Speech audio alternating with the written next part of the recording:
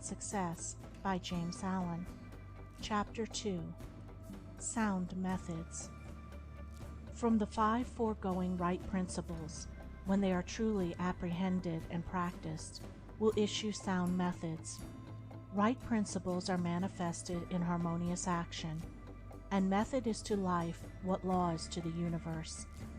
Everywhere in the universe there is the harmonious adjustment of parts, and it is this symmetry and harmony that reveals a cosmos, as distinguished from chaos.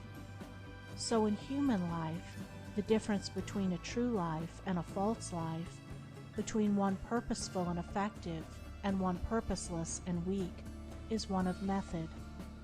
The false life is an incoherent jumble of thoughts, passions, and actions. The true life is an orderly adjustment of all its parts. It is all the difference between a mass of lumber and a smoothly working, efficient machine. A piece of machinery in perfect working order is not only useful, but an admirable and attractive thing. But when its parts are all out of gear and refuse to be readjusted, its usefulness and attractiveness are gone, and it is thrown on the scrap heap. Likewise, a life perfectly adjusted in all its parts, so as to achieve the highest point of efficiency, is not only a powerful life, but an excellent and beautiful thing, whereas a life confused, inconsistent, discordant, is a deplorable exhibition of wasted energy. If a life is to be truly lived, method must enter into and regulate every detail of it, as it enters and regulates every detail of the wondrous universe of which we form a part. One of the most distinguishing differences between a wise man and a foolish man is that the wise man pays careful attention to the smallest things, while the foolish man slurs over them or neglects them altogether. Wisdom consists in maintaining things on their right relations, in keeping all things, the smallest as well as the greatest, in their proper places and times. To violate order is to produce confusion and discord, and unhappiness is but another name for discord. The good businessman knows that system is 3 parts of success, and that disorder means failure. The wise man knows that disciplined, methodical living is 3 parts of happiness, and that looseness means misery. What is a fool but one who thinks carelessly, acts rashly, and lives loosely? What is a wise man but one who thinks carefully, acts calmly, and lives consistently? The true method does not end with the orderly arrangement of the material things and external relations of life. This is but its beginning. It enters into the adjustment of the mind, the discipline of the passions, the elimination and choice of words and speech, the logical arrangement of the thoughts, and the selection of right actions. To achieve a life rendered sound, successful, and sweet by the pursuance of sound methods, one must begin, not by neglect of the little everyday things, but by assiduous attention to them. Thus the hour of rising is important, and it's regularly significant, as are also the timing of retiring to rest, and the number of hours given to sleep.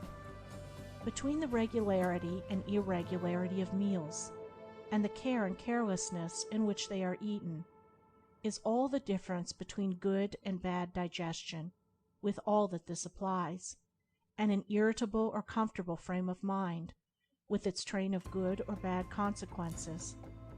For attaching to these meal times and meal ways are matters of both physiological and psychological significance. The due division of hours for business and for play, not confusing the two.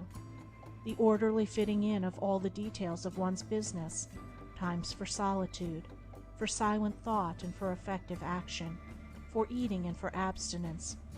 All these things must have their lawful place in the life of whose daily round is to proceed with the minimum degree of friction, who is to get the most usefulness, influence, and joy out of life. But all this is but the beginning of that comprehensive method which embraces the whole life and being. When this smooth order and logical consistency is extended to the words and actions, to the thoughts and desires, then wisdom emerges from folly, and out of weakness comes power sublime, When a man so orders his mind as to produce a beautiful working harmony between all its parts, then he reaches the highest wisdom, the highest efficiency, the highest happiness. But this is the end, and he who would reach the end must begin at the beginning. He must systematize and render logical and smooth the smallest details of his life, proceeding step by step toward the finished accomplishment. But each step will yield its own particular measure of strength and gladness. To sum it up, method produces that smoothness which goes with strength and efficiency. Discipline is method applied to the mind. It produces that calmness which goes with power and happiness. Method is working by rule. Discipline is living by rule. But working and living are not separate. They are but two aspects of character, of life. Therefore, be orderly in work, be accurate in speech, be logical in thought. Between these and slovenliness, inaccuracy and confusion, is the difference between success and failure, music and discord, happiness and misery. The adoption of sound methods of working, acting, thinking, in a word, of living, is the surest and safest foundation for sound health, sound success, sound peace of mind. The foundation of unsound methods will be found to be unstable and to yield fear and unrest, even when it appears to succeed, and when its time of failure comes, it is grievous indeed.